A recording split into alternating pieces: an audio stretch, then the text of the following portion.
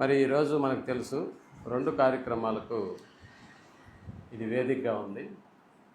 ఒకటి సువార్థికుల సదస్సు, దాంతో పాటుగా మరి ఈ యొక్క స్థానిక సంఘ వార్షికోత్సవం. మరి రెండింటిని కలిపి ఒకే కాలంలో నిర్వహించడం అనేటటువంటిది కూడా మాకు చాలా ఆనందాన్ని ఇస్తుంది. అయితే తమ్ముడు ఇమానుయేల్ చెప్పినట్టుగా కార్యక్రమం ఏదైనా కూడా దేవుని యొక్క వాక్యం అనేటటువంటిది మనకు చాలా ప్రాముఖ్యమైనటువంటిది. దేవుని యొక్క వాక్యం లేకుండా క్రైస్తవ సంఘాలలో కావచ్చు, క్రైస్తవ కుటుంబాల్లో కావచ్చు, ఏ కార్యక్రమం జరగదు అన్న సంగతి మనకు బాగా తెలుసు. ఇదేదో మంత్రాలు చెప్పుకొని వల్లించేటటువంటి కార్యక్రమం కాదు.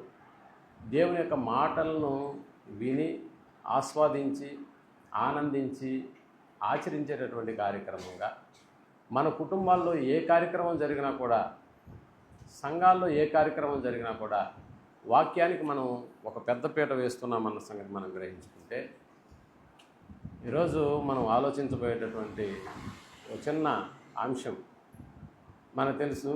తిమోతికి రాసిన మొదటి పత్రిక, ఎన్నోసార్లు ఈ యొక్క వాక్యాన్ని మనం చదువుకొని ఉంటాం.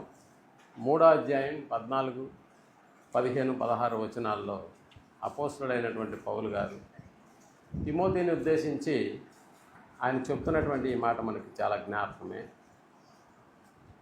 ఏంటా మాట అని అంటే, జీవము గల దేవుని సంఘములో జనులు ఎలాగూ ప్రవర్తించవలెనో. జీవము గల దేవుని సంఘము, నిజంగా ప్రేమటువంటి వాళ్ళరా, దేవుని సంఘము అని అంటే మనకు తెలుసు 4 గోడలు మాత్రం కాదు, 4 గోడల్లో కూర్చున్నటువంటి మనము అన్న సంగతి మనకు బాగా తెలుసు. అయితే ఈ ప్రాంతానికి వస్తున్నప్పుడు మన యొక్క ప్రవర్తన ఎలా ఉండాలి అన్న సంగతిని గురించి అక్కడ వారికి హెచ్చరించలేటటువంటి మాట మనకు కనిపిస్తుంది. నిజంగా సృష్టిని కలిగించినటువంటి దేవుడు దేవుని గూర్చినటువంటి విషయాలు మాత్రమే కాదు, సృష్టిని గూర్చినటువంటి విషయాలు కూడా చాలా చక్కగా మన వరకు రాయించారు. ఏది ఏమైనా కూడా ఆయన యొక్క ఉద్దేశాలు, ఆయన యొక్క మాటలు మనం చదువుతున్న ప్రతిసారి కూడా ఆనందిస్తూ ఆశ్చర్యపడవలసినటువంటి సంగతులు చాలా చక్కగా రాశారు. ఒకప్పుడు మనకు తెలుసు, దేవుని సంఘము అనేటటువంటి పదం ఒక సంఘముగా పిలువబడేటటువంటి పాత నిబంధన కాలాల్లో మనం ఆలోచన చేస్తే, ఇశ్రాయేలుల జాతిని ఉద్దేశించి తండ్రి అయినటువంటి దేవుడు పలికినటువంటి మాట ఇశ్రాయేలుల సంఘము అనేటటువంటి పదం. లోకంలో ఎన్నో జాతులు నివసిస్తున్నాయి, కానీ ఇశ్రాయేలుల జాతినే ఎందుకు దేవుడు ఎంచుకున్నాడు అన్న పదాన్ని మనం ఆలోచన చేసినప్పుడు, ఆ ఇశ్రాయేలుల యొక్క ఆ జాతిని దేవుడు ఏర్పాటు చేసుకున్నప్పుడు, ఆ ప్రజలను ఎన్నిక చేసుకున్నప్పుడు, తన ప్రజలుగా ఆ యొక్క ఇశ్రాయేలుల జనాంగాన్ని ఎంచుకున్నప్పుడు దేవుడు వారికి ఒక ప్రత్యేకమైనటువంటి చట్టాన్ని అనుగ్రహించినట్టుగా కూడా మనకు అర్థమవుతుంది. నిజంగా ఆ చట్టం వెనుక అందులో ఉన్నటువంటి ప్రతి మాటలు ఇశ్రాయేలుల జనాంగం దాని గురించి మాట్లాడుకోవడానికి, దేవుని యొక్క ఆలోచనలు ఆ యొక్క ఇశ్రాయేలుల సంఘముగా ఉన్నటువంటి వారికి తెలియజెప్పడానికి ఇశ్రాయేలులో ఉన్నటువంటి 12 గోత్రాలు అన్న సంగతి మనకు తెలుసు. ఇశ్రాయేలుల జనాంగానికి మూల పురుషుడు యాకోబు అయితే, ఆయనకు పుట్టినటువంటి సంతానము 12 మంది 12 గోత్రకర్తలుగా పిలువబడినటువంటి సంగతి మనకు తెలుసు. అయితే వారిలో ఒక గోత్రాన్ని దేవుడు ఎన్నుకున్నట్టుగా మనకు అర్థమవుతుంది. ఏ విధంగా ఎన్నుకున్నాడు, అసలు ఎందుకు ఆ గోత్రానికి దేవుడు అంతటి ప్రాధాన్యత ఇచ్చాడు అని అంటే, ఒకసారి ఆ 12 గోత్రాలను ఉద్దేశించి ఆయన చెప్తున్నటువంటి ఒక మాటను మనం ఆలోచించగలిగితే,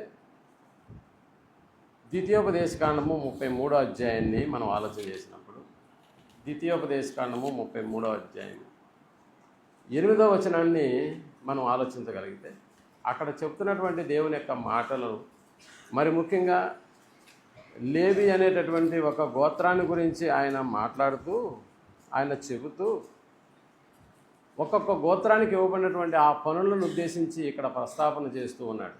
దయచేసి ఎవరైనా చదవగలిగితే చాలా మంచిది. లేవీని గూర్చి ఇట్లానేనో అన్నాడు, లేవీని గూర్చి ఇట్లానే అంటే లేవీలకు సంబంధించినటువంటి ఒక గోత్రం. అంటే 12 గోత్రాల గురించి ఒక్కొక్క గోత్రాన్ని గురించి అక్కడ దేవుడు ప్రస్తావన చేస్తూ ఆ లేవీ గోత్రానికి అనుగ్రహించినటువంటి మాటను గురించి ఇలా మాట్లాడుతున్నాడు. లేవీలు ఏం చేయాలి అని అంటే 10వ వచనంలో వారు యాకోబునకు నీ విధులను ఇశ్రాయేలులకు నీ ధర్మశాస్త్రమును నేర్పెదరు అన్నాడు.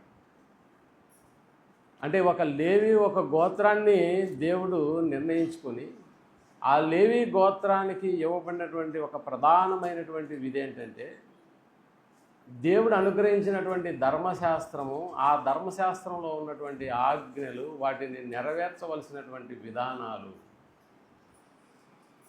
ఎలా పడితే అలాగ దేవుని సన్నిధిలోకి వచ్చి ప్రవర్తించేటటువంటి ఆ ప్రవర్తన నియమాలను కూడా అక్కడ వారికి తమ ఇష్టం వచ్చినట్లు చేయడానికి లేదన్నట్లుగా ప్రస్తావన చేస్తూ ఇశ్రాయేలు, అందుకనే చెప్తున్నాడు 10వ వచనంలో వారు యాకోబునకు నీ విధులను ఇశ్రాయేలునకు నీ ధర్మశాస్త్రమును నేర్పెదరు అన్నాడు. నీ ధర్మశాస్త్రమును నేర్పెదరు, నీ సన్నిధిని ధూపమును నీ బలిపీఠము మీద సర్వాంగ బలి అర్పించుదురు అని. అంటే బలుల విషయంలో కూడా ఆ రోజుల్లో ఉన్నటువంటి ఆ ఇశ్రాయేలు అనేటటువంటి సమాజపు సంఘము మోషే ద్వారా దేవుడు అనుగ్రహించినటువంటి ఆ చట్టంలో ఉన్నటువంటి నిబంధనలు ఏదైతే ఉన్నాయో వాటిని చక్కగా ఇశ్రాయేలుల సమాజానికి నేర్పవలసినటువంటి బాధ్యతను దేవుడు ఎవరికి అప్పగించాడు? లేవీయులకు అప్పగించాడన్న సంగతి మనం జ్ఞాపకం చేస్తాం. అంటే ఇప్పుడు లేవీయులు ఏం చేయాలి? దేవుని యొక్క సముఖంలోకి వస్తున్నటువంటి ప్రతి 12 గోత్రాల వారిని ఉద్దేశించి ఎలా నడుచుకోవాలో అన్న సంగతిని గురించి వాళ్ళకి ఎవరు నేర్పాలంటే లేవీయులు అనేటటువంటి గోత్రం వాళ్ళు మిగిలిన గోత్రాలన్నిటికీ నేర్పాలి. అందుకనే ధర్మశాస్త్రమును నేర్పుదురు అన్నారు. ధర్మశాస్త్రాన్ని నేర్పాలా? అవును, నేర్పాలి. ఎలా పడితే అలా వచ్చి నైవేద్యాలు ఇవ్వడం, ఎలా పడితే అలా వచ్చి దహన బలులను సమర్పించడం అనేటటువంటి కార్యక్రమాన్ని వాళ్ళు చేయకూడదు. ఒక పద్ధతి, ఒక క్రమమైనటువంటి విధానాన్ని గురించి నేర్పవలసినటువంటి బాధ్యత లేవీయులకు అప్పగింపబడింది అన్న అంటే లేవీయులు దేవుని సేవకులు. మళ్ళా చూడండి, మనం అదే ద్వితీయోపదేశకాండము 15వ అధ్యాయము 21వ వచనాన్ని మనం ఆలోచించగలిగితే, ద్వితీయోపదేశకాండము 15వ అధ్యాయం 21వ వచనాన్ని మనం ఆలోచించగలిగితే 21వ వచనంలో ఇక్కడ అర్పింపబడవలసినటువంటి ఆ యొక్క ఏదైతే దేవుని నిమిత్తం వాళ్ళు తెచ్చి దహన బలులుగా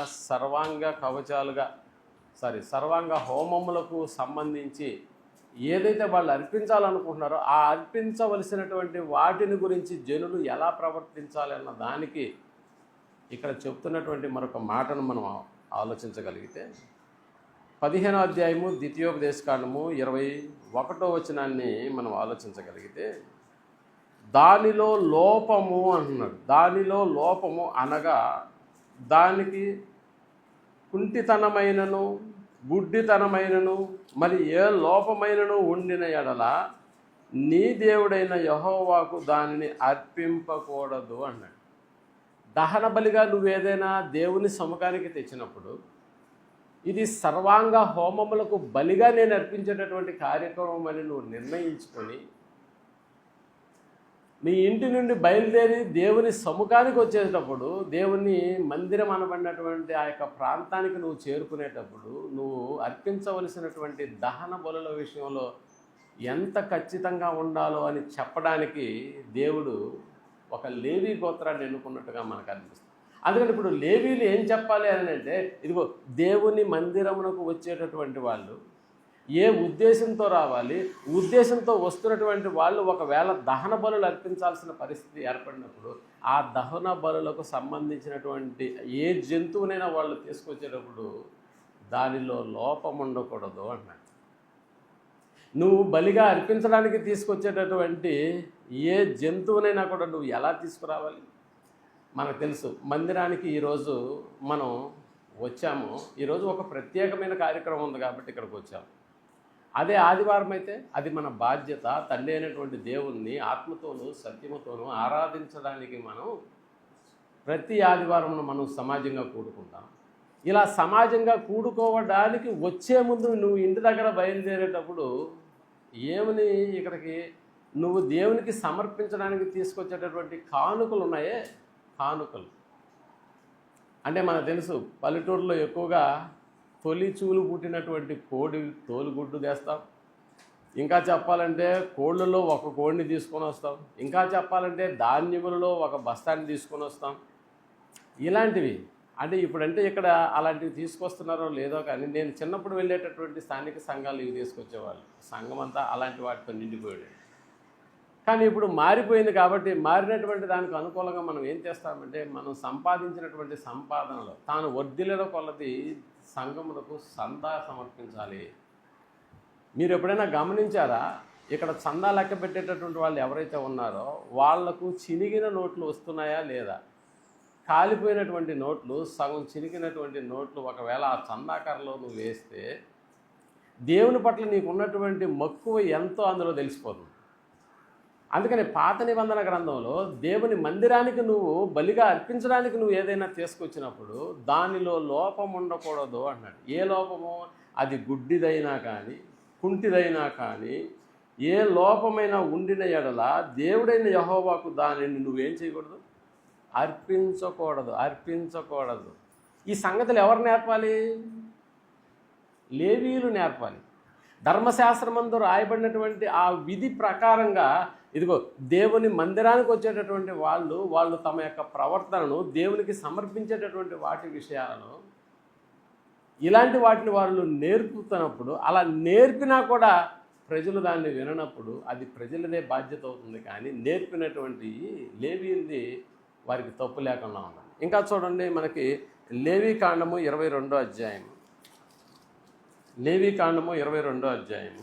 22వ వచనాన్ని కూడా మనం ఆలోచించగలిగితే లేవీకాండము 22వ అధ్యాయము 22వ వచనాన్ని మనం ఆలోచించగలిగితే 22వ వచనంలో కూడా గుడ్డిదేమి, కుంటిదేమి, కొరత గలదేమి, గడ్డలదేమి, గజ్జి రోగము గలదేమి, చిరుగుడు గలదేమి అట్టి వాటిని యెహోవాకు అర్పింపకూడదు. వాటిలో దేనిని బలిపీఠం మీద యెహోవాకు హోమము వేయకూడదు. అంటే ఎంత ఖచ్చితమైనటువంటి విధి నిర్ణయాలను గురించి దేవునికి సమర్పించేటటువంటి వాటి విషయంలో యెహోవా మందిరానికి వచ్చేటటువంటి వాళ్ళ యొక్క ప్రవర్తన, వాళ్ళు తెచ్చేటటువంటి విధి విధానాలు ఎంత ఖచ్చితమైనటువంటి వాటిగా ఉంటున్నాయో లేవీయుల గోత్రము ద్వారా తండ్రి అయినటువంటి దేవుడు ప్రజలకు వినిపించేటటువంటి ఒక అధికారాన్ని వాళ్ళకి ఇచ్చాడు. అందుకనే ఎప్పుడు కూడా ఇలాంటి కుంటి వాటిని, గుడ్డి వాటిని దేవుని మందిరానికి తీసుకొచ్చేటప్పుడు నువ్వు వాటిని తీసుకొచ్చి సర్వాంగ హోమముల బలి అని ఒక గుడ్డి దానిని అర్పిస్తే దేవుడు సంతోషిస్తాడా? ఒక్కసారి నువ్వు ఆలోచించి దేవుని మందిరానికి వస్తున్నప్పుడు ఆయనకు సమర్పించవలసినటువంటి వాటన్నిటి విషయంలో ఓ ఖచ్చితమైనటువంటి విధి నిర్ణయాన్ని దేవుడు కలిగి ఉన్నాడు మందిరానికి వచ్చే వాళ్ళ పట్ల అన్న సంగతి. అలా వచ్చేటటువంటి వారికి ఎలా వాటిని తీసుకుని రావాలో, ఎలా తమ యొక్క నిర్ణయాలను మార్చుకునే విధంగా లేవి అనేటటువంటి గోత్రాన్ని దేవుడు ఎన్నుకున్నాడో మనకు అర్థమవుతుంది. కానీ లేవీలు చెప్పేటటువంటి విధానంలో విఫలమైనట్టుగా మలాకీ గారి కాలం వచ్చేసేటప్పటికీ అదే లేవీయులను గురించి దేవుడు మాట్లాడుతున్నటువంటి మరొక అద్భుతమైనటువంటి మాటను మనం గమనించగలిగితే మలాకీ కాలంలో యాజకులను గురించి దేవుడు హెచ్చరిస్తున్నటువంటి మాటను మనం ఆలోచించగలిగితే మలాకీ గ్రంథము 1వ అధ్యాయము 6వ వచనాన్ని మనం ఆలోచించగలిగితే మలాకీ గ్రంథము 1వ అధ్యాయము 6వ వచనం 6వ వచనం ఈ రీతిగా చెప్తుంది, కుమారుడు తన తండ్రిని గనపరుచును కదా, దాసుడు తన యజమానిని గనపరుచును కదా, నా నామమును నిర్లక్ష్యపెట్టు యాజకులారా అన్నాడు. యాజకులారా, నా నామమును నిర్లక్ష్యపెట్టు యాజకులారా అన్నాడు. యాజకులు నా నామమును నిర్లక్ష్యపెట్టు యాజకులారా, నేను తండ్రినైతే నాకు రావలసిన ఘనత ఏమాయను?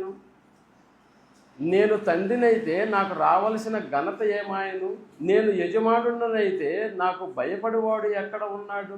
అని సైన్యములకు అధిపతియగు యెహోవా మమ్ము నడుగగా ఏమి చేసి నీ నామమును నిర్లక్ష్య పెట్టితమని మీరందరూ నా బలిపీఠము మీద అపవిత్రమైన భోజనమును మీరు అర్పించుచు ఏమి చేసి నిన్ను అపవిత్రపరిచితమని మీరందరూ యెహోవా భోజనపు బల్లను నీచపరిచినందు చేతనే కదా గుడ్డి దానిని తీసుకొని బలిగా అర్పించిన ఎడల అది దోషము కాదా? అంటే ఒకడు ఇశ్రాయేలులో ఏర్పరచుకున్నటువంటి లేవీ గోత్రము వారు ధర్మశాస్త్రంలో ఉన్నటువంటి వాటిని వివరించినా దానిని ప్రకారము అనుసరించినటువంటి వాడు ఒకవేళ వారు వివరించడంలో మొహమాటానికి వెళ్ళిపోయి ఏదో ఒకటి లేనిది అర్పించేసేయండి అని అంటే ఆ బలిపీఠాన్ని గురించి దేవుడు మాట్లాడుతున్నటువంటి మాట. ఆ బలిపీఠము నా భోజనపు బల్ల అని మీకు తెలియదా అంటున్నాడు.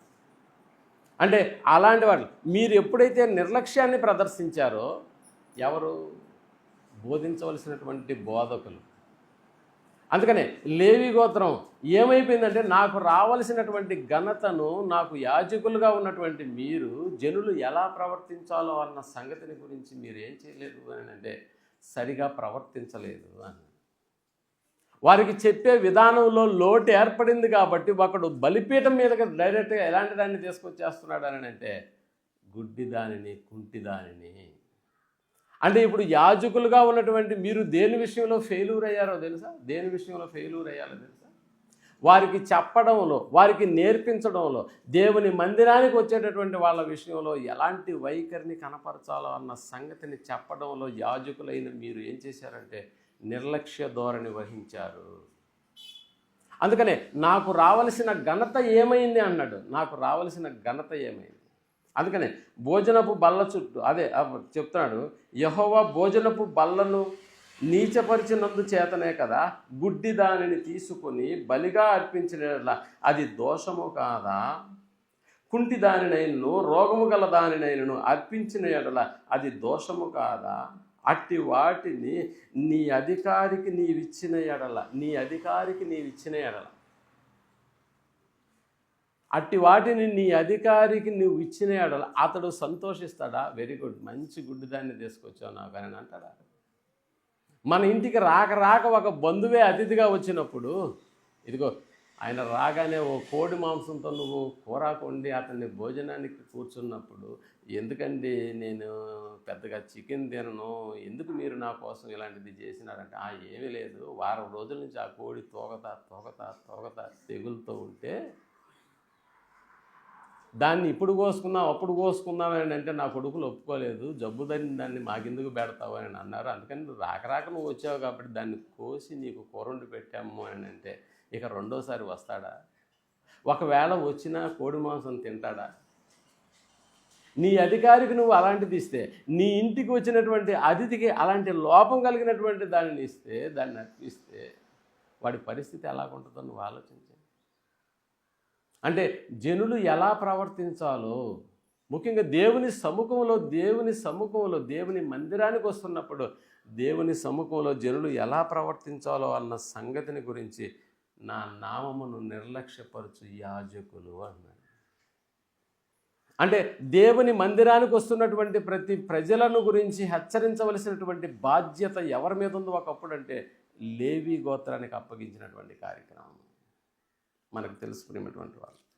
2వ అధ్యాయము అదే మలాకీ గ్రంథము 7వ వచనాన్ని మనం ఆలోచించినప్పుడు, 2వ అధ్యాయము 7వ వచనాన్ని మనం ఆలోచన చేసినప్పుడు యాజకులు సైన్యములకు అధిపతియగు యెహోవా దూతలు అన్నాడు. ఇప్పుడు యాజకులు ఎవరు? సైన్యములకు అధిపతియగు యెహోవా దూతలు కనుక జనులు వారి నోట ధర్మశాస్త్ర విధులను నేర్చుకుందురు జనులు. ఎందుకంటే వాళ్ళు ఎవరంటే యెహోవా దూతలు అన్నారు.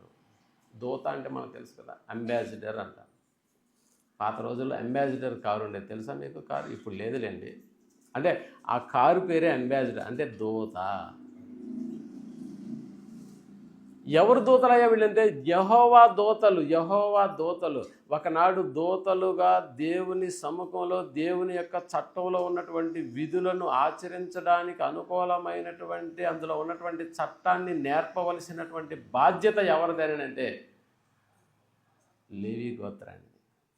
అలాంటి నేర్పవలసినటువంటి ఆ యొక్క మనుషులే నేర్పించకుండా దేవుని చట్టంలో ఉన్నటువంటి ఆజ్ఞలను గైకొననివ్వకుండా వాళ్ళు నిర్లక్ష్యపరుస్తున్నారు. అందుకనే కుంటి దానిని, గుడ్డి దానిని, లోపము కలిగినటువంటి దాన్ని తీసుకొచ్చి ఎక్కడ అర్పిస్తున్నారు? యెహోవా భోజనపు బల్ల దగ్గర అన్నాడు. అలాంటిది నేను స్వీకరిస్తానా? పోనీ నీ అధికారికి అలాంటిది ఇస్తే అతడు స్వీకరిస్తాడా? అందుకని చెప్తున్నాడు, యెహోవా సైన్యములకు యెహోవా దూతలు కనుక జనులు వారి నోట ధర్మశాస్త్ర విధులను నేర్చుకుందురు, వారు జ్ఞానమును బట్టి బోధింపవలను. దేన్ని బట్టి బోధించాలంట? జ్ఞానమును బట్టి బోధించాలి. బోధించేటటువంటి వాళ్ళు ఎవరైనా కూడా జ్ఞానాన్ని బట్టి బోధించాలి అన్నాడు. నిజంగా ఒకప్పుడు జ్ఞానము ఎలాంటిదనంటే ధర్మశాస్త్రాన్ని అనుగ్రహించినటువంటి మోషే గారి ద్వారా చెప్పబడినటువంటి ప్రతి మాట జ్ఞానము. మరి ఈ రోజుల్లో జ్ఞానం అంటే యేసుక్రీస్తు దేవుని శక్తియు దేవుని జ్ఞానమును అయి ఉన్నాడు. కాబట్టి తిమోతికి రాస్తూ పౌలు గారు చెప్తున్నటువంటి మాట, దేవుని మందిరానికి వచ్చేటటువంటి వాళ్ళ ప్రజల యొక్క ప్రవర్తన ఎలాగుండాలో నేర్చుకోండి. ఎందుకనంటే ఈనాడు దేవుని మందిరం అని అంటే మనకు తెలుసు ప్రేమటువంటి వాళ్ళరా, దేవుని మందిరానికి సంబంధించినటువంటి విషయాలను మనం ఆలోచించినప్పుడు నిజంగా దేవుని మందిరములో జనులు ఎలాగూ ప్రవర్తించవలను అనేటటువంటి విషయాన్ని మనం ఆలోచించాలి. మనకు తెలుసు కదా, ఒకప్పుడు మన యొక్క సామాజికమైనటువంటి ప్రవర్తన ఎక్కడుండిందని అంటే ఇదిగో సంఘమునకు అవతల ఉండింది, అంటే సమాజంలో ఉండింది మన ప్రవర్తన. అక్కడ ఉన్నప్పుడు ఎలాగైనా కూడా నీ ప్రవర్తన గురించినటువంటి నియమావళి అందులో ఏం లేదు. అక్కడ లోకపు చట్టం ఉంటుంది. లోకపు చట్టానికి అనుసరించి నువ్వు ఎలాగైనా బ్రతికినా కూడా నిన్ను ప్రశ్నించేది లోకమే తప్ప స్థానిక సంఘము నీ జోలికి రాదు. ఎందుకంటే ఇక్కడ చట్టం వేరుగా ఉంటుంది, అక్కడ చట్టం వేరుగా ఉంటుంది అన్న సంగతి మనకు తెలుసు. మనం ఒక ప్రాంతం నుండి వెళ్ళిపోయినప్పుడు అక్కడ ఉన్నటువంటి చట్టాల ప్రకారం మనం నడుచుకోవాలి. ఉదాహరణకి మనకు తెలుసు, మన ప్రాంతంలో ఉన్నటువంటి వారు దుబాయ్, కువైట్ ప్రాంతాల్లోకి వెళ్ళి పనులు చేసుకుంటూ ఉన్నప్పుడు ఇక్కడి నుంచి నేను ఇండియా నుంచి అక్కడికి వెళ్ళాను కాబట్టి నేను ఎక్కడ పడితే అక్కడ ఉమ్మి వేస్తాను, ఎక్కడ పడితే అక్కడ నేను ఏ కార్యక్రమమైనా చేస్తాను. నేను చెప్పేది యూరినల్స్ కూడా అంటే ఇక్కడ చట్టాలు దానికి ఒప్పుకుంటాయేమో కానీ అక్కడ చట్టం మాత్రం దానికి ఒప్పుకోదు అన్న సంగతి మనకు బాగా తెలుసు. ఆ మధ్య దుబాయ్లో ఎవరో బ్యాగు రోడ్డు మీద పెట్టి మర్చిపోయి వెళ్ళిపోయినారు. రోడ్డు మీద ఏదో బండి వస్తే త్వరగా ఎక్కిపోయినాడు. దాని వెనకాల మరొకడు వచ్చి అరే రే బ్యాగ్ ఎవడో మర్చిపోయినాడు అని చెప్పి దానిని తీసుకెళ్ళి, మన ఇండియాలో అయితే ఏం చేస్తాము, తీసుకెళ్ళి పోలీస్ స్టేషన్లో అప్పచెప్తాం అన్న ఆలోచన రాగానే వెంటనే ఈ బ్యాగును ఏమి టచ్ చేయకుండా నేరుగా తీసుకెళ్ళి దుబాయ్ పోలీసులకు అప్పచెప్పినప్పుడు దుబాయ్ పోలీసులు వాడిని అరెస్ట్ చేశారు. ఇదేంటిది, మా నెల్లూరులో అయితే తెచ్చినటువంటి దాన్ని ఫోటోలు వేసేసి వాళ్ళ విలువైనటువంటి ఈ బ్యాగ్ అతను టచ్ చేయకుండా మాకు తీసుకొచ్చి ఇచ్చినాడని ఫోటోలు తీస్తారు. మరి ఇక్కడ నన్ను ఎందుకు అరెస్ట్ చేస్తున్నారంటే ఇక్కడ చట్టం అలాంటిది కాదు. ఎవడు పోగొట్టుకుంటాడు ఆడు మళ్ళా తిరుక్కుంటా వచ్చి ఆ ప్రాంతంలో ఎదిగినప్పుడు ఈ బ్యాగు దొరకకపోతే నువ్వు నేరస్తుడు అయిపోతావు.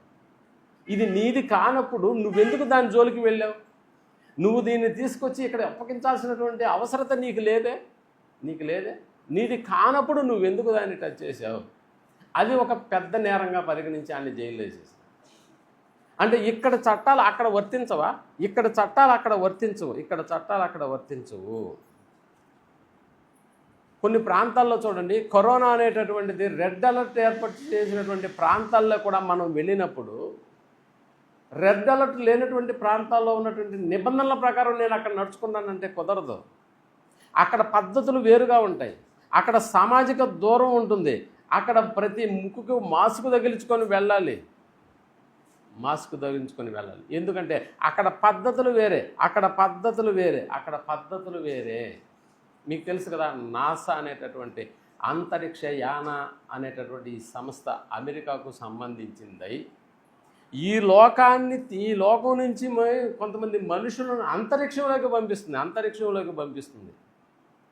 పోనీ ఇక్కడున్న పద్ధతుల ప్రకారం అక్కడ నడుచుకుంటే సరిపోతుందా? కాదు కదా. అక్కడ ఎలా నడుచుకోవాలో దానికి సంబంధించినటువంటి ట్రైనింగ్ ఎక్కడిస్తారు వాళ్ళు? భూమి మీదనే. ఒక గాలి లేనటువంటి ప్రాంతాన్ని సృష్టిస్తారు.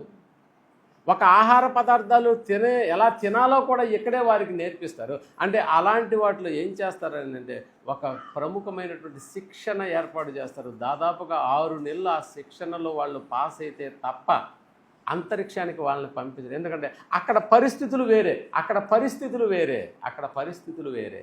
మీకు తెలుసు కదా, ఆ మధ్య సునీత విలియమ్స్ అనే మన ఇండియన్ని ఎక్కడికి పంపించారు? అంతరిక్షంలోకి పంపించారు. ఆమె తిరిగి రావడానికి ఆ రాకెట్ ఒకటి ఫెయిల్ అవడం వల్ల దాదాపుగా 8 నెలలు ఎక్కడ ఉండాల్సిన పరిస్థితి ఏర్పడింది? అంతరిక్షంలో ఉండాల్సిన పరిస్థితి. పోనీ అంతరిక్షంలో ఆమె యొక్క దైనందిన విధానాలను మనం ఒక్కొక్కసారి ఆమె రిలీజ్ చేస్తున్నప్పుడు నేను బ్రష్ చేసుకుంటే ఎలా చేయాలో తెలుసా అన్నట్టుగా, అంటే నాకు వచ్చేటటువంటి అంటే దైనందిన కార్యక్రమాలు వీటన్నిటిని గురించి కూడా తను ఒక్కొక్క వీడియో రిలీజ్ చేస్తున్నప్పుడు అంతరిక్షంలో ఉన్నటువంటి వాళ్ళు మనలాగా బ్రష్ చేసుకుని షింక్ దగ్గరికి వెళ్ళి నోటి నిండా నీళ్లు పోసుకుని పుక్కిలించి అందులో ఊసే పరిస్థితి ఉండదంట. అక్కడ తాను ఏదైతే బ్రష్ చేసుకుంటుందో ఆ బ్రష్లో తను పోసుకున్నటువంటి నీళ్లు కూడా అలాగనే మింగియాలి. పోనీ మంచి భోజనం చేద్దామని మనలాగా ఒకవేళ ఏమన్నా క్యారేజ్ పంపిస్తే దాన్ని అలా విప్పుకొని తినే పరిస్థితులు ఏమన్నా ఉంటాయా? అలా కూడా లేవు. అంటే అక్కడున్న పరిస్థితులు వేరే. దానికి అనుకూలంగా నువ్వు అక్కడికి వెళ్ళి నడుచుకోవాలి. అక్కడికి వెళ్తున్నావంటే అక్కడ పద్ధతులు వేరుగా ఉంటాయి. నిద్రపోవడం అనేటటువంటిది కూడా చాలా కష్టం అక్కడ. అవును, నిద్రపోవడం అనేది కూడా కష్టమే. ఈరోజు టిఫిన్ చేసావా, ఏం చేసావని అడుగుతాం మనం. ఇడ్లీ సాంబారు వడ అని అంటాం. కానీ అక్కడ ఓ క్యాప్సిల్ వేసుకొని మింగేసి అలా తేపియాలంట. ఏముంటుంది ఆ క్యాప్సిల్లో? ఆ క్యాప్సిలే ఒక ఇడ్లీ, ఆ క్యాప్సిలే ఒక బోండా. నువ్వు ఏమైతే తినగలుగుతున్నావో అలా.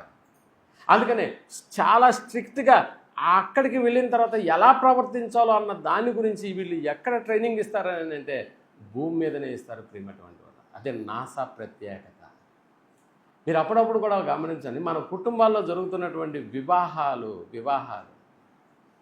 వివాహ వ్యవస్థలో మనకు తెలుసు. ఒకవేళ అమ్మాయే మన కూతురు అయితే ఆ అమ్మాయిని పెళ్లి కొడుకుకి అప్పగించేటప్పుడు, అంటే దీన్ని మన భాషలో చెప్పాలంటే అప్పగింతల కార్యక్రమం అంటాం. అప్పగింతల కార్యక్రమంలో ఆనందంగా తల్లిదండ్రులు అప్పగిస్తారా అబ్బాయికి? అబ్బాయి ఏమో కారు దగ్గర వెయిట్ చేస్తుంటాడు, అమ్మాయి ఏమో తల్లిదండ్రుల కాళ్ళు మొక్కుతూ ఉంటుంది, తల్లిదండ్రుల నుంచి ఆశీర్వాదాలు తీసుకుంటూ ఉంటుంది. తల్లి చెబుతూ ఉంటుంది చెవిలో, నాన్న నువ్వు వెళ్ళే ప్రదేశం ఎలాంటిది? అది నువ్వు పుట్టి పెరిగినటువంటి ప్రదేశం కాదు, ఇప్పుడు నువ్వు వెళ్ళే ప్రదేశం వేరుగా ఉంటుంది. అక్కడ పరిస్థితులు వేరుగా ఉంటాయి. అక్కడున్న మనుషుల యొక్క మానసిక స్థితి వేరుగా ఉంటుంది. అప్పగింతలు. అక్కడికి వెళ్ళే విధానాన్ని నువ్వు ఎక్కడ చేరే నేర్చుకోవాలి. అక్కడ నీకు అమ్మ స్థానంలో అత్త ఉంటుంది, నీ చెల్లి స్థానంలో అక్కడ వాడికి ఒక ఆడబిడ్డ ఉంటుంది. నువ్వు అక్కడికి వెళ్ళిన తర్వాత అక్కడ నడుచుకోవలసినటువంటి పద్ధతులు ఎలాగుండాలో నీకు అర్థమవుతుందా? నువ్వు నేర్చుకోవాలి ఇక్కడే. అక్కడికి వెళ్ళి నాకు అనుకూలంగా నేను పెరిగిన విధానంలోనే నేను అక్కడికి వెళ్ళి కూడా ప్రవర్తిస్తానంటే ఇది కుదురుతుందా? ఇది సాధ్యమవుతుందా? చెప్పండి. మీకు కూడా ఆడపిల్లలు ఉంటారనుకుంటాను. అలా మనం వారికి అప్పగింతలు చెప్పి ఎన్నో బుద్ధులు నేర్పించి అక్కడ ప్రదేశం వేరుగా ఉంటుంది, అక్కడ పరిస్థితులు వేరుగా ఉంటాయి, అక్కడ మనుషులు వేరుగా ఉంటారు. మరి నువ్వు అక్కడికి వెళ్ళగానే ఏం చేయాలి? ఎలా నడుచుకోవాలో నువ్వు ఇక్కడే వాటి గురించి ఒక అవగాహన కలిగి అక్కడికి వెళ్ళాలి. చూసారా, ఇది ఒక అప్పగింతల కార్యక్రమం ప్రియమైనటువంటి వాళ్ళరా. ఓ అప్పగింతల కార్యక్రమం ఇప్పుడు మనకు అర్థమవుతుంది.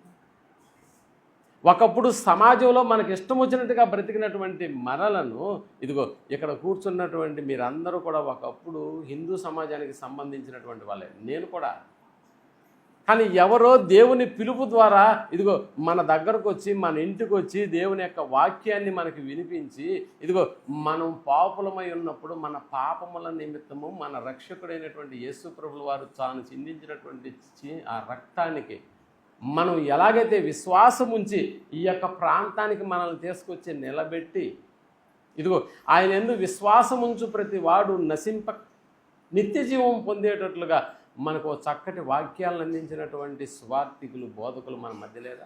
అందులో ఉన్నటువంటి వాళ్ళే మన సోదరులు జోసెఫ్. చాలా సంవత్సరాల నుంచి నాకు పరిచయం. నిజంగా ఒకప్పుడు ఇక్కడికి వచ్చి నేను చూసినప్పుడు ఓ రేకులు ఇల్లు ఉండేది, కానీ ఇప్పుడు వచ్చి చూసినప్పుడు చాలా ఆశ్చర్యపోయినాను. ఇంతమంది జనాభా లేనటువంటి దినాలు అవి. కానీ ఎంత కష్టపడకపోతే ఇంతమంది వచ్చి ఈరోజు ఇక్కడ కూర్చున్నారు, ఎంత ప్రయాస పడకపోతే రేకులు మారి స్లాబ్ అయ్యింది, విసనగర్లు పోయి ఫ్యాన్లు అయినాయి. ఆలోచించేయండి ఒక్కసారి. కాబట్టి ఎక్కడో ఉండవలసినటువంటి మనం మన భవిష్యత్తు ఎక్కడో ముగించాలి, కానీ ఈ మందిరంలోకి వచ్చి కూర్చున్నామని అంటే దీని వెనకాల పడినటువంటి జోసెఫ్ గారి యొక్క కష్టం.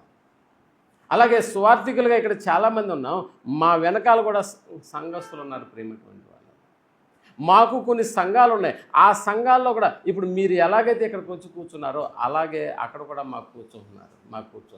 మరి వారి యొక్క విధి విధానాలలో దేవుడు చెబుతున్నటువంటి చట్టాన్ని మేము కానీ జ్ఞానముతో వారికి ప్రకటించకపోతే వారిలో మార్పు ఎలా వస్తుంది అనుకున్నారు? వారిలో మార్పు రాదు ప్రియమైనటువంటి వాళ్ళరా. కాబట్టి దేవుని యొక్క ఉద్దేశాలు ఏ మందిరానికో నిన్ను నడిపించలేదు ప్రియమైనటువంటి వాళ్ళరా. మనల్ని నడిపించినటువంటి విధానము ఎలాంటిదో మీరు ఆలోచించగలిగితే అదే తిమోతికి రాసిన మొదటి పత్రిక 3వ అధ్యాయం 16వ వచనాన్ని మనం ఆలోచన చేసినప్పుడు 16వ వచనంలో ఈ మాటలను చెబుతూ, చదివే వాళ్ళు ఎవరు లేరా? దైవభక్తులకు వచ్చిన మరణము గొప్ప దైవము. ఆయన సశరీరుడిగా ప్రత్యక్షుడైన 14 నుంచి చదువునా? శీఘ్రముగా నీ యొద్దకు వద్దునని నిరీక్షించుచున్నాను. నీ యొద్దకు వద్దునని నిరీక్షించుచున్నాను. ఆయనను నేను ఆలస్యము చేసిన ఎడల అదిగో దేవుని మందిరములో అనగా జీవము గల దేవుని సంఘములో జనులు ఎలాగు ప్రవర్తింపవలెనో అది నీకు తెలియవలనని ఈ సంగతులను నీకు రాయిస్తున్నాను అని చెబుతూ ఆ సంఘము అన్నాడు.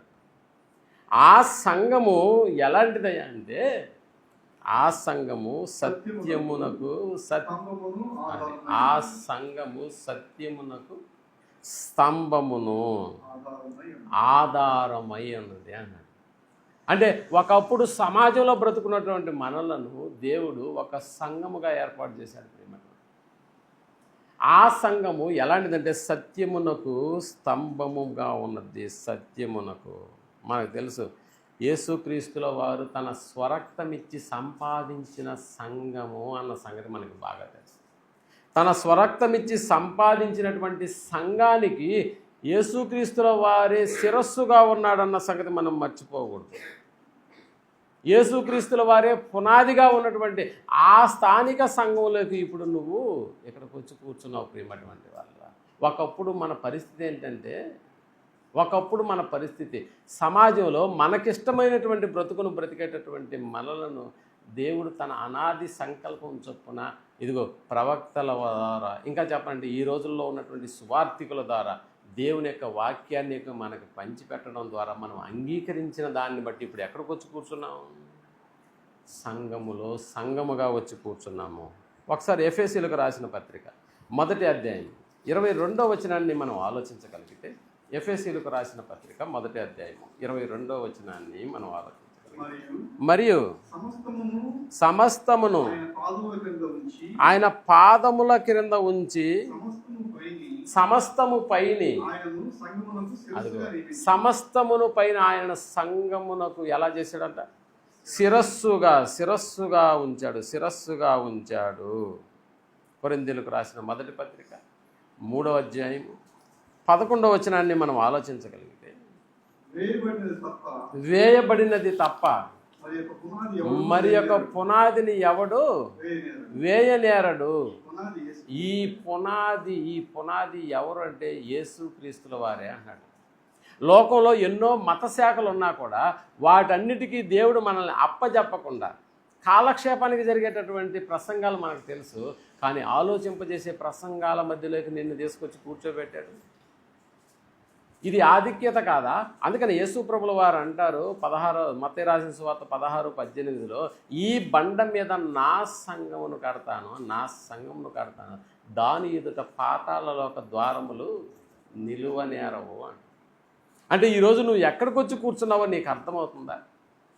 స్వయాన మన రక్షకుడైనటువంటి యేసు ప్రభుల వారు తన స్వరక్తమిచ్చి సంపాదించినటువంటి స్థానిక సంఘంలో నువ్వు వచ్చి కూర్చున్నావు అంటే నువ్వు స్థానిక సంఘంలో ఒక మెంబర్ అయిపోయినావు అని అంటే దాని అర్థం ఏంటో తెలుసా? అసలు ఇక్కడికి ఎలా వచ్చి కూర్చున్నావు అన్న సంగతిని గురించి కూడా యోహాను సువార్త 1వ అధ్యాయము 12వ వచనాన్ని మనం ఆలోచించగలిగితే, యోహాను సువార్త 1వ అధ్యాయం 12-13 వచనాలను మనం ఆలోచించగలిగితే, ఎందరు అంగీకరించారో అదిగో తనను ఎందరు అంగీకరించిరో వారికందరికీ అనగా తన నామమందు విశ్వాసం ఉంచినటువంటి వారి అదిగో దేవుని పిల్లలగుటకు ఆయన అధికారం అనుగ్రహించి ఉన్నాడు. అంటే మనం ఇక్కడ కూర్చుంది శరీరేచ్ఛల వల్ల కాదు, అమూల్యమైనటువంటి రక్తము చేత కొనబడ్డాము. సమాజంలో ఉన్న నిన్ను ఓ అమూల్య వెలకట్టలేని రక్తాన్నిచ్చి కొని నిన్ను ఇక్కడికి తీసుకొచ్చి కూర్చోబెడితే మళ్ళా అదే లోకంలోకి వెళ్ళిపోయి ప్రవర్తిస్తావా? కాదు. నిన్ను ఇక్కడికి తీసుకొచ్చి కూర్చోబెట్టింది ఎందుకంటే అక్కడ ప్రవర్తించిన విధానాన్ని బట్టి ఇక్కడ ప్రవర్తిస్తావని కాదు. అంతరిక్షంలో వాళ్ళు కూడా నేను భూమి మీద పుట్టినప్పటి నుంచి ఇలా పెరిగాను, ఇలానే ఉంటానని అంతరిక్షంలోకి వెళ్ళిన తర్వాత కూడా అలాంటి ప్రవర్తన చేస్తే నిజంగా అక్కడ బతికుంటాడా? అక్కడ రూల్స్ దానికి ఒప్పుకోవు ప్రియమైనటువంటి వాళ్ళ. వేరే దేశానికి వెళ్ళి నేను నా ఇండియాలో ఉన్న చట్టం ప్రకారమే బ్రతకతానంటే ఆ దేశపు చట్టం ఒప్పుకుంటుందా? ఒప్పుకోదు. ఇక్కడికి వచ్చినటువంటి మనము ఎలాంటి వారముగా తయారైపోయామో ఒక్కసారి కొరింథీయులకు రాసిన 1వ పత్రిక 12వ అధ్యాయము 12వ వచనాన్ని మనం ఆలోచించగలిగితే, కొరింథీయులకు రాసిన 1వ పత్రిక 12వ అధ్యాయము 12వ వచనాన్ని మనం ఆలోచించగలిగితే, అదిగో ఎలాగూ శరీరము ఏకమై ఉన్నదో, అనేకమైన అవయవములు కలిగి ఉన్నదో, ఎలాగూ శరీరమునకు అవయవములన్నీ అనేకములై ఉన్నను ఒక్క శరీరము అన్నవో అలాగే క్రీస్తు ఉన్నాడు. అంటే ఇక్కడికి వచ్చినటువంటి మనము ఎవరంటే సమాజంలో అవయవాలం కాదు, క్రీస్తు యొక్క శరీరములో అవయవములమై ఉండాలి. అంటే మనం ఎవరు అంటే క్రీస్తు తన స్వరక్తమిచ్చి సంపాదించిన స్థానిక సంఘంలో మనం ఇప్పుడు ఎలా అయిపోయాం? యేసుక్రీస్తు యొక్క శరీరములో ఒక భాగం అయిపోయాం ప్రియమైనటువంటి వాళ్ళు, ఒక అవయవం అయిపోయాము. అందుకని ఇక్కడ రావాల్సినటువంటి ప్రవర్తన, మన జీవన విధానంలో ఆ ప్రవర్తనను నువ్వు మార్చుకోక ఇక్కడికి వస్తే ఇక్కడ ఇమడలేవు. మీరు బాగా గమనించండి, అప్పుడప్పుడు సూసైడ్ చేసుకునేటటువంటి వాళ్ళు తమ దేహంలోకి ఏం పంపిస్తారని అంటే ఓ ఎండ్రినో గుళికలో తాగేసి వాళ్ళు ఇబ్బంది పడుతున్నప్పుడు ఎందుకు వాళ్ళకి వ్యతిరేకంగా లోపల ఉన్న సిస్టమ్ పనిచేస్తుందో మీకు తెలుసా? లోపల ఉన్నటువంటి ఈ శరీర అంతరింద్రియాలు ఇదిగో ఓ కూల్ డ్రింకు, ఓ మాజాను పంపించు స్వీకరిస్తాయి, ఓ డ్రింకును, ఓ థమ్సప్ను పంపించు స్వీకరిస్తాయి. ఈ గుళికలు ఎక్కడేవిరా? అంటే ఈ ఎండిను ఏదన్నా నువ్వు తాగినప్పుడు కొంతమంది స్త్రీలైతే వాజమాలు 33 తాగేస్తారు. నువ్వు పెట్టుకోవాల్సింది తలకి, అలాంటి తలకు పెట్టుకోకుండా ఇప్పుడు గొంతులో పోసి మాకు లోపలవి ఎమడవు కాబట్టి వాటిని బయటికి కక్కిచ్చేస్తూ ఉంటారు. రామచంద్ర హాస్పిటల్ తీసుకుపోయినటువంటి సందర్భాలు మీకు తెలుసు కదా. లోపలికి పైపు లోపలికి మానిచ్చి లోపల ఉన్నదంతా ఏం చేస్తారంటే కక్కిచ్చేస్తారు. అందుకని అవి ఎమడవు. ఇక్కడ పద్ధతులు వేరుగా ఉంటాయి ప్రియమైనటువంటి వాళ్ళు. ఇక్కడ పద్ధతులు వేరుగా ఉంటాయి. ఈ పద్ధతుల ప్రకారం మనం నడుచుకుంటేనే సంఘం ఏమవుతుందంటే క్షేమాభివృద్ధి పొందుతుంది. లేకపోతే నువ్వే సమాజంలో నడుచుకున్నట్టుగా ఒకవేళ నువ్వు నడుచుకునే వాడవే అయితే స్థానిక సంఘం క్షేమాభివృద్ధి జరగదు, ఆగిపోతుంది. కాబట్టి అందుకనే ఇక్కడికి వచ్చేటటువంటి వాళ్ళ ప్రవర్తన విషయంలో తిమోతి నువ్వు హెచ్చరించు. ఇక్కడికి వచ్చేటటువంటి ప్రవర్తన విషయంలో నీ ప్రవర్తనను జాగ్రత్తగా చూసుకో. దేవుని మందిరానికి వెళ్ళేటప్పుడు నీ ప్రవర్తన జాగ్రత్తగా చూసుకో. అందుకనే ఇక్కడికి వచ్చినటువంటి మనం ఒకప్పుడు సమాజంలో ఉన్నటువంటి ప్రవర్తన ఇక్కడ ప్రవర్తించడానికి వీలు లేదు. నువ్వు అక్కడ కలెక్టర్ అయితే పర్లేదు, కానీ ఇక్కడికి వచ్చేసేటప్పుడు కలెక్టర్ పదవిని ఆ బయట వదిలిపెట్టి లోపలికి రావాలి. తెలుసా నీకు ఈ సంగతి? ఆ పదవి, ఆ అంతస్తులు అన్నీ బయట వదిలిపెట్టి లోపలికి రావాలి. వాటితో ఇక్కడ ప్రవేశిస్తానంటే కుదరదు. కలెక్టర్ అయినా ఇక్కడికి వచ్చి చేపరగడ్డ తీసుకుని ఓడవలసిందే, తప్పదు. వేరే ఆల్టర్నేట్ నేను కలెక్టర్ని కదా అంటే అది బయట, ఇక్కడ కాదు. ఇక్కడ అందరూ సమానమే. అందరూ యేసుక్రీస్తు యొక్క దేహంలో అవయవాలము. మన ప్రవర్తనలో మార్పు రాకపోతే సంఘము క్షేమాభివృద్ధిని అందదు. కాబట్టి బోధకులు లేకపోతే దైవ సేవకులు బోధించేటటువంటి వాటి విషయంలో జ్ఞానముతో వాటిని బోధించాలి. కాబట్టి ప్రియమైనటువంటి వాళ్ళరా, ఇక్కడ చాలా సంగతులు ఉన్నాయి, కానీ నాకు ఇవ్వబడిన సమయం అయిపోయింది.